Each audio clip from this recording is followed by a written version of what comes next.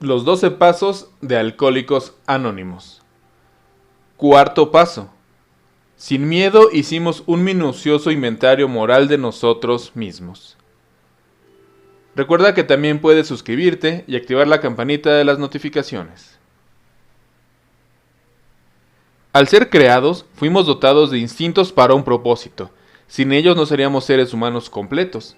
Si los hombres y las mujeres no se esforzaron por tener seguridad personal, si no se molestaran en cosechar su alimento o en construir sus moradas, no podrían sobrevivir. Si no se reprodujeran, la tierra no estaría poblada. Si no hubiera ningún instinto social, si a los seres humanos no les importara disfrutar de la compañía de sus semejantes, no existiría sociedad alguna. Por lo tanto, estos deseos de relaciones sexuales, de seguridad material y emocional, y de compañerismo, y sin duda también, todos ellos provienen de Dios. No obstante, estos instintos tan necesarios para nuestra existencia a menudo sobrepasan por mucho los límites de su función apropiada. Poderosa y ciegamente, y muchas veces de una manera sutil, nos impulsan, se apoderan de nosotros e insisten en dominar nuestras vidas. Nuestros deseos de sexo, de seguridad material y emocional, y de un puesto eminente en la sociedad, a menudo nos tiranizan. Cuando se salen de sí, de sus cauces, los deseos naturales del ser humano le crean grandes problemas. De hecho, casi todos los problemas que tenemos tienen su origen aquí. Ningún ser humano, por bueno que sea, es inmune a estos problemas. Casi todo grave problema emocional se puede considerar como un caso del instinto descarriado. Cuando esto ocurre, nuestros grandes bienes naturales y los instintos se han convertido en debilidades físicas y mentales.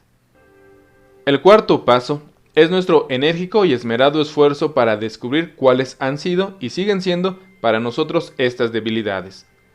Queremos saber exactamente cómo, cuándo y dónde nuestros deseos naturales nos han retorcido.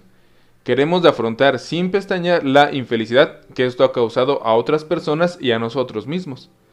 Al descubrir cuáles son nuestras deformaciones emocionales, podemos empezar a corregirlas. Si no estamos dispuestos a hacer un esfuerzo persistente para descubrirlas, es poca la sobriedad y felicidad que podemos esperar. La mayoría de nosotros nos hemos dado cuenta de que, sin hacer miedo un minucioso inventario moral, la fe que realmente obra en la vida cotidiana se encuentra todavía fuera de nuestro alcance. Antes de entrar en detalle sobre la cuestión del inventario, tratemos de identificar cuál es el problema básico. Ejemplos sencillos como el siguiente cobran una inmensa significación, esto cuando nos ponemos a pensar en ellos. Supongamos que una persona antepone el deseo sexual a todo lo demás. En tal caso, este instinto imperioso puede destruir sus posibilidades de lograr la seguridad material y emocional, así como de mantener su posición social en la comunidad. Otra persona puede estar tan obsesionada por la seguridad económica que lo único que quiere hacer es acumular dinero. Pueden llegar al extremo de convertirse en un avaro o incluso un solitario que se aísla de su familia y sus amigos. Pero la búsqueda de seguridad no siempre se expresa en términos de dinero. Muy a menudo vemos a un ser humano lleno de temores insistir en depender totalmente de la orientación y la protección de otra persona más fuerte. El débil, al rehusar cumplir con las responsabilidades de la vida con sus propios recursos, nunca alcanza la madurez. Su destino es sentirse siempre desilusionado y desamparado. Con el tiempo, todos sus protectores huyen o mueren, y una vez más se queda solo y aterrado. También hemos visto a hombres y mujeres enloquecidos por el poder y que se dedican a intentar dominar a sus semejantes. A menudo estas personas tiran por la borda cualquier oportunidad de tener una seguridad legítima y una vida familiar feliz. Siempre que un ser humano se convierta en un campo de batalla de sus propios instintos, no podrá conocer la paz. Pero los peligros no terminan aquí. Cada vez que una persona impone en otros sus irracionales instintos, la consecuencia es la infelicidad. Si en una búsqueda de la riqueza pisotea a la gente que se encuentra en su camino, es probable que vaya a suscitar la ira, los celos y la venganza. Si el instinto sexual se desboca, habría una conmoción similar. Exigir demasiada atención, protección y amor a otra gente solo puede incitar en los mismos protectores de repulsión y dominación, dos emociones tan malsanas como las exigencias que las provocaron. Cuando los deseos de conseguir prestigio personal llegan a ser incontrolables, ya sea en el círculo de amigos o en la mesa de conferencias internacionales, siempre hay algunas personas que sufren y a menudo se rebelan. También este choque de los instintos puede producir desde un frío desaire hasta una revolución violenta.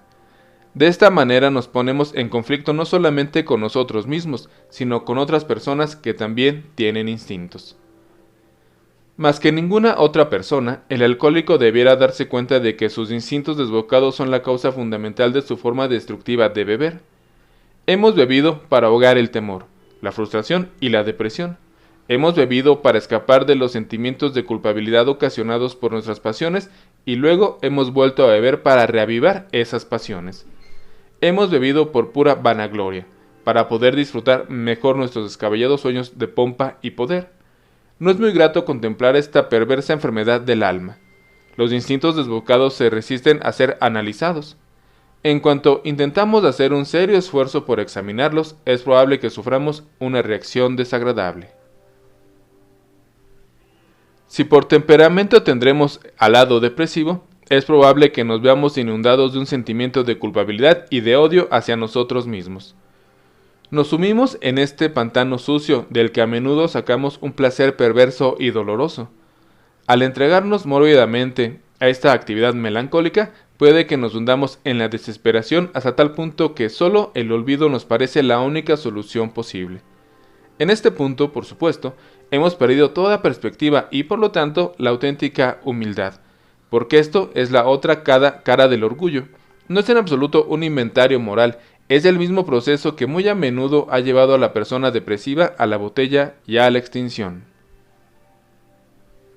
Sin embargo, si por naturaleza nos inclinamos hacia la hipocresía o la grandiosidad, nuestra reacción será la opuesta. Nos sentiremos ofendidos por el inventario sugerido de AA y sin duda eludiremos con orgullo a la vida virtuosa que creíamos de haber llevado antes de que la botella nos derrotara.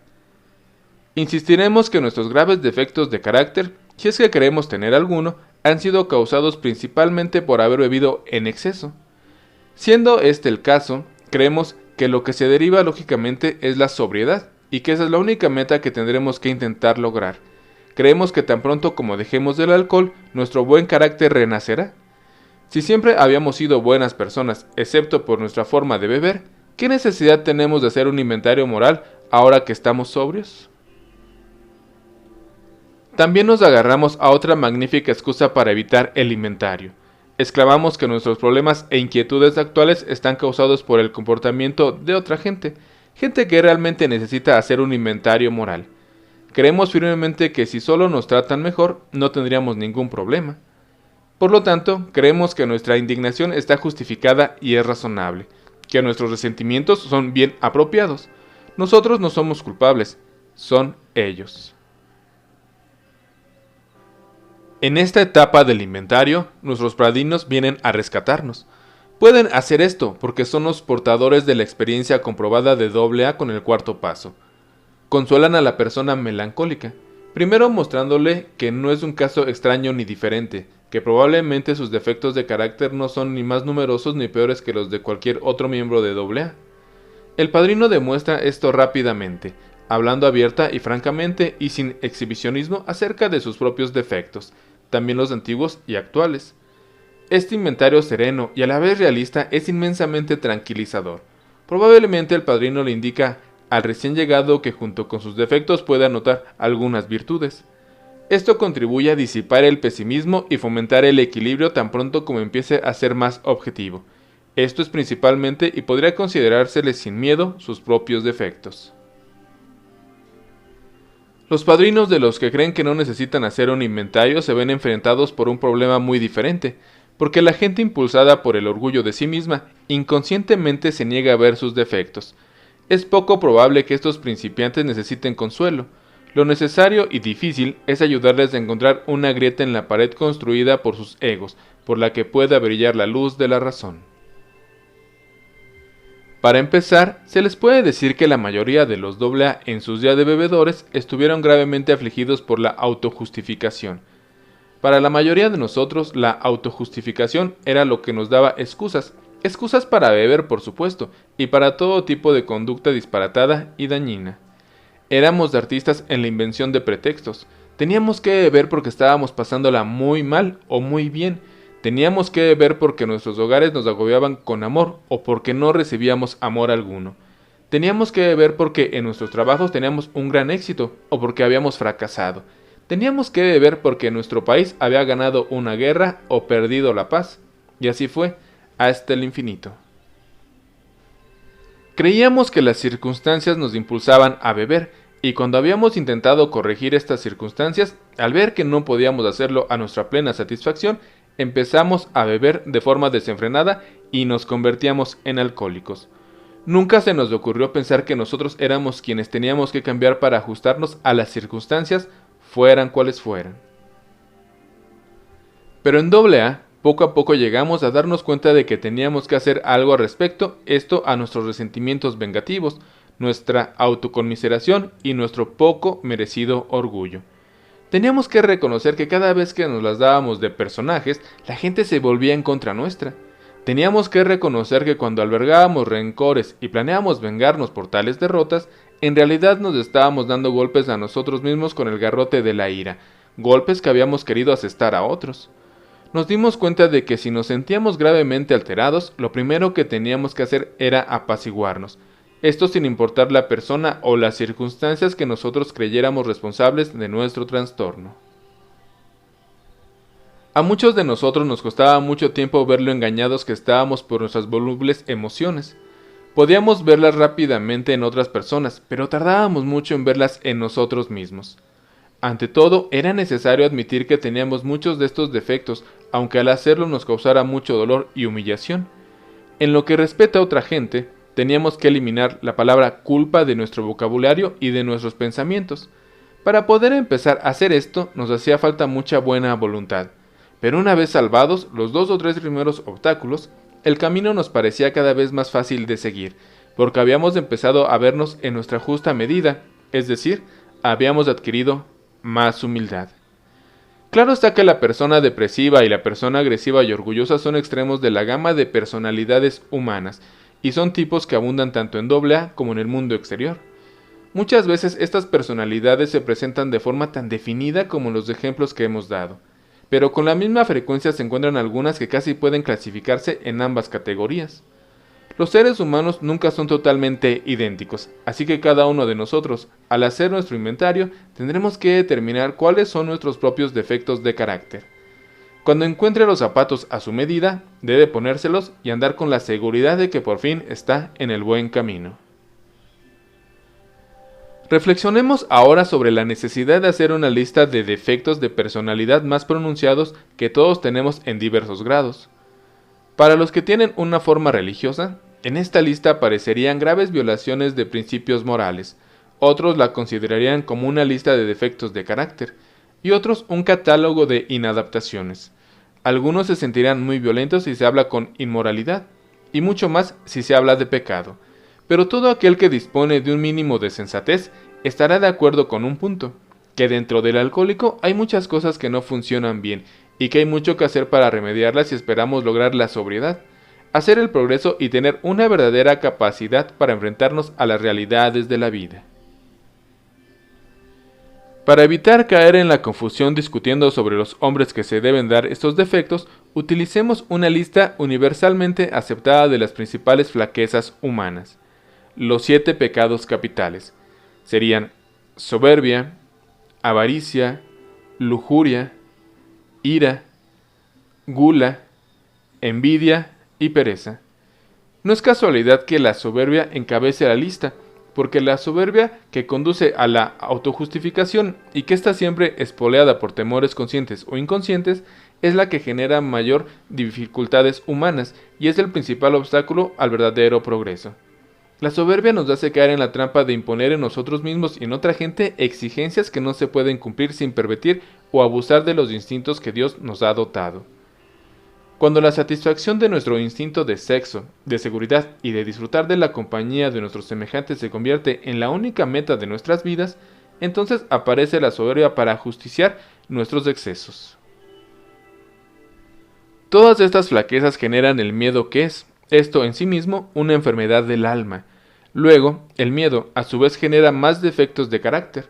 Un temor exagerado de no poder satisfacer nuestros instintos nos lleva a codiciar los bienes de otros, también a tener avidez de sexo y de poder, también a enfurecernos al ver amenazadas nuestras exigencias instintivas, y a sentir envidia al ver realizadas las ambiciones de otra gente y las nuestras frustradas.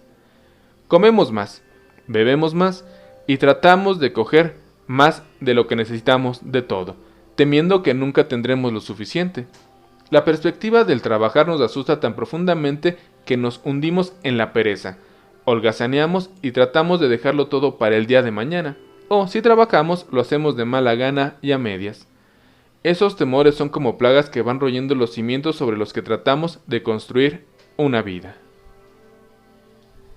Así que cuando AA sugiere que hagamos sin miedo un inventario moral, tiene que parecerle al recién llegado que se le pide más de lo que puede hacer.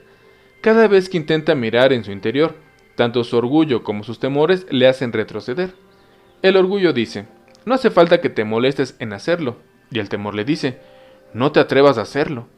Pero según el testimonio de los AA que han intentado sinceramente hacer un inventario moral, el orgullo y el miedo en estos momentos no son sino espantajos. Una vez que estemos plenamente dispuestos a hacer nuestro inventario y que nos dediquemos a hacerlo con todo esmero, una luz inesperada nos llega para disipar la neblina. Conforme perseveramos en el intento, nace una nueva seguridad, y el alivio que sentimos al enfrentarnos por fin con nosotros mismos es indescriptible. Estos son los primeros frutos del cuarto paso. Al llegar a este punto, es probable que el principiante haya sacado las siguientes conclusiones: que sus defectos de carácter se representan sus instintos descarriados, y han sido la causa primordial de su forma de beber y de su fracaso en la vida, que, a no ser que esté dispuesto a trabajar diligentemente para eliminar sus peores defectos, tanto la sobriedad como la tranquilidad de mente quedarán fuera de su alcance, que tendrá que derribar los cimientos defectuosos de su vida y volver a construirlos sobre la roca firme. Ahora, dispuesto a empezar la búsqueda de sus propios defectos, se preguntará a sí mismo, ¿cómo debo proceder exactamente? ¿Cómo hago un inventario personal? Puesto que el cuarto paso no es sino el mero comienzo de una práctica que nos habrá de durar toda la vida, podemos sugerirle que lo empiece examinando aquellos defectos que más le molestan y que más le saltan a la vista, valiéndose de su mejor criterio respecto a lo que ha habido de bueno y malo en su vida.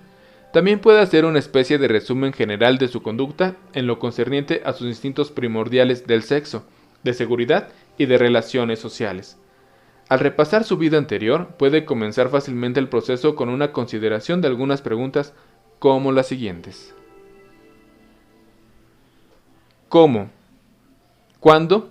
¿Y en cuáles circunstancias he hecho daño a otras personas y a mí mismo insistiendo en satisfacer mis deseos egoístas de relaciones sexuales? ¿Quiénes se vieron lastimados? ¿Y cuál fue el daño que les hice? ¿Llegué a arruinar mi matrimonio y a herir a mis hijos? ¿Puse en peligro mi reputación en la comunidad? Precisamente cómo reaccioné ante estas situaciones en el momento en que ocurrieron. ¿Me sentía consumido de un sentimiento de culpabilidad que nada podría aliviar? ¿O insistí que era yo la presa y no el depredador, intentando así absolverme? ¿Cómo he reaccionado ante la frustración en cuestiones sexuales? ¿Esto al verme rechazado? ¿Me he vuelto vengativo o deprimido? ¿Me he desquitado con terceras personas? ¿Si he encontrado un rechazo o fealdad en casa? ¿Lo he aprovechado como un pretexto para tener aventuras amorosas? Para la mayoría de los alcohólicos también son muy importantes las preguntas que tienen que hacerse acerca de su comportamiento respecto a la seguridad económica y emocional. En estos aspectos de la vida, el temor, la avaricia, los celos y el orgullo suelen tener el peor efecto. Al repasar su historia profesional o laboral, casi cualquier alcohólico puede hacerse preguntas como esta. Además de mi problema con la bebida, ¿qué defectos de carácter contribuyeron a mi inestabilidad económica? Destruyeron la confianza que tenía en mí mismo y me llenaron de conflictos y el temor y la inseguridad que sentía acerca de mi aptitud para hacer mis trabajos. Intenté ocultar estos sentimientos de insuficiencia con fanfarronadas, engaños, mentiras o escurriendo el bulto. ¿O me quejaba de que otras personas no reconocían mis talentos extraordinarios? ¿Me sobreestimaba a mí mismo y hacía el papel de personaje importante? ¿Traicionaba a mis colegas y compañeros de trabajo a causa de mi ambición tan desmedida y mi falta de principios? ¿Derrochaba el dinero para aparentar? ¿Pedía dinero prestado imprudentemente sin importar si lo podía devolver o no? ¿Era tacaño negándome a mantener a mi familia debidamente? ¿Escatimaba gastos en mis tratos comerciales de forma poco honrada? ¿Y los intentos para pagar o ganar dinero fácil rápidamente en el mercado de valores y las carreras de caballos? Naturalmente, muchas de estas preguntas se aplican igualmente a las mujeres de negocios en AA, pero el alma de casa alcohólica también puede causar la inseguridad económica de la familia. Puede falsear las cuentas de crédito, manipular el presupuesto para comida, pasar las tardes jugándose el dinero y cargar de deudas a su marido con su irresponsabilidad, derroche y despilfarro. Pero todos los alcohólicos que han perdido sus trabajos, sus familias y sus amigos a causa de la bebida tendrían que examinarse despiadadamente a sí mismos para determinar cómo sus propios defectos de personalidad han demolido su seguridad. Los síntomas más comunes de la inseguridad emocional son la ansiedad, la ira, la autoconmiseración y la depresión. Esta se origina en causas que a veces parecen estar dentro de nosotros y otras veces parecen ser externas. Para hacer un inventario al respecto, debemos considerar cuidadosamente las relaciones personales que constante o periódicamente nos han ocasionado problemas. Se debe tener en cuenta que este tipo de inseguridad se suele presentar en cualquier ocasión en que los instintos se ven amenazados. Las preguntas encaminadas a aclarar este asunto pueden ser así. Fijándome tanto en el pasado como en el presente, ¿cuáles situaciones sexuales me han producido sensaciones de inquietud, amargura, frustración o depresión? Considerando imparcialmente cada situación, ¿puedo ver dónde yo he tenido la culpa? ¿Me asediaban estas perplejidades debido a mi egoísmo y mis exigencias exageradas? ¿O si mi trastorno parecía ser provocado por el comportamiento de otras personas? ¿Por qué carezco de la capacidad para aceptar las circunstancias que no puedo cambiar? Estas son las preguntas básicas que pueden revelar el origen de mi desasosiego e indicar si tengo la posibilidad de cambiar mi propia conducta para así adaptarme serenamente a la autodisciplina. Supongamos que la inseguridad económica suscita constantemente estos mismos sentimientos. ¿Puedo preguntarme a mí mismo hasta qué punto mis propios errores han nutrido las inquietudes que me van carcomiendo? ¿Y si las acciones de otra gente forman parte de la causa? ¿Qué puedo hacer al respecto? Y si no puedo cambiar las circunstancias actuales, ¿estoy dispuesto a tomar las medidas necesarias para adaptar mi vida a estas circunstancias? Estas preguntas, y otras muchas que se nos ocurrirán según el caso particular, estas contribuirán a descubrir las causas fundamentales. Pero nuestras relaciones retorcidas con nuestra familia, nuestros amigos y la sociedad en general son las que nos han causado el mayor sufrimiento a muchos de nosotros. Hemos sido fundamental que no nos hemos negado a reconocer nuestra incapacidad para sostener una relación equilibrada con otro ser humano. Nuestra egomanía nos crea dos escollos desastrosos. O bien insistimos en dominar a la gente que conocemos o dependemos excesivamente de ellos. Si nos apoyamos demasiado en otras personas, tarde o temprano nos fallarán, porque también son seres humanos y les resulta imposible satisfacer nuestras continuas exigencias. Así alimentada nuestra inseguridad, va haciéndose cada vez más acusada. Si acostumbramos a intentar manipular a otros para que se adapten a nuestros deseos obstinados, ellos se rebelan y se nos resisten con todas sus fuerzas. Entonces nos sentimos heridos, nos vemos afligidos de una especie de manía persecutoria y del deseo de vengarnos. Al redoblar nuestros esfuerzos para dominar y seguir fracasando en este intento, nuestro sufrimiento llega a ser agudo y constante. Nunca hemos intentado ser un miembro de la familia, un amigo entre amigos, un trabajador entre otros trabajadores y un miembro útil de la sociedad. Siempre hemos luchado por destacarnos del montón o por escondernos. Este comportamiento egoísta nos impedía tener una relación equilibrada con cualquier persona a nuestro alrededor. No teníamos la menor comprensión de lo que es la auténtica hermandad. Algunos pondrán reparos a muchas de las preguntas formuladas porque creen que sus propios defectos de carácter no eran de tanta envergadura. A estas personas se les puede sugerir que un examen concienzudo probablemente sacará a relucir esos mismos defectos a los que se referían las preguntas molestas. Ya que vista superficialmente nuestra historia no parece ser tan mala, a menudo nos asombramos al descubrir que así parece porque hemos enterrado estos defectos de carácter bajo gruesas capas de autojustificación. Sean cuales sean, estos defectos emboscados nos han tendido una trampa que acabó por llevarnos al alcoholismo y a la infelicidad. Por lo tanto, al hacer nuestro inventario, la palabra clave es minuciosidad. Para tal fin, es aconsejable poner por escrito nuestras preguntas y respuestas. Nos ayudará a pensar con claridad y evaluar nuestra conducta con sinceridad. Será la primera muestra palpable de que estamos completamente dispuestos a seguir adelante.